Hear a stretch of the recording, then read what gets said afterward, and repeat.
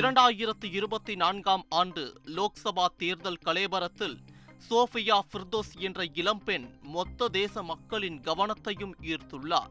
பாஜகவின் என்டிஏ கூட்டணியும் காங்கிரசின் INDIA கூட்டணிக்கும் இடையே கடும் போட்டி நிலவி வந்த நிலையில் பாஜகவிற்கு தனி மெஜாரிட்டி கிடைக்காததால் சந்திரபாபு நாயுடு, நிதிஷ்குமார் ஆகியோரின் ஆதரவுடன் மட்டுமே பாஜக ஆட்சி அமைக்க முடிந்தது.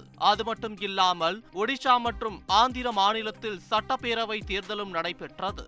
அதில் ஒடிஷா மாநிலத்தில் பிஜு ஜனதா தளத்தை வீழ்த்தி பாஜக வெற்றி பெற்று ஆட்சியை பிடித்தது. 24 ஆண்டாக ஆட்சி அரியணையில் இருந்த நவீன் பட்நாயக் தோல்வியை தழுவியது குறிப்பிடத்தக்கது.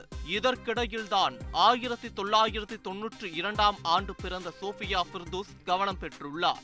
2024 ஆண்டு ஒடிசா சட்டப்பேரவை தேர்தலில் பாராபதி கட்டாக் சட்டமன்ற தொகுதியில் காங்கிரஸ் சார்பில் போட்டியிட்ட சோஃபியா MLA-வாக தேர்வாகியுள்ளார். இதில் சுவாரஸ்யம் என்னவென்றால், சுதந்திரத்திற்கு பின் ஒடிசாவில் MLA-வாக தேர்ந்தெடுக்கப்பட்ட முஸ்லிம் சமூகத்தைச் சேர்ந்த முதல் பெண்மணி என்பதுதான். ஒடிசாவில் இதுவரை இஸ்லாமிய பெண்கள் யாரும் MLA-வாக தேர்ந்தெடுக்கப்படாத நிலையில் முதல் முறையாக இந்த சாதனையை படைத்து நாட்டையே திரும்பி பார்க்க வைத்துள்ளார் சோஃபியா ஃபிர்தோஸ். 2024 ஆண்டு ஒடிசா சட்டப்பேரவை தேர்தலில் பாரதிய ஜனதா கட்சியின் பூரன் சந்திர மகாபத்ராவை 8001 வாக்குகள் வித்தியாசத்தில் தோற்கடித்து சோஃபியா தனது அரசியல் வெற்றியை தொடங்கியுள்ளார். அவரின் வெற்றி அம்மாநிலத்தில் மிகப்பெரிய பேசும் பொருளாக மாறியுள்ளது.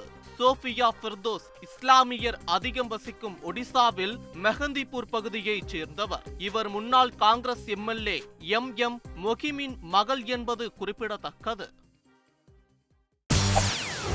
செய்திகளை உடனுக்குடன் தெரிந்து கொள்ள உடனே சப்ஸ்கிரைப் பண்ணுங்க.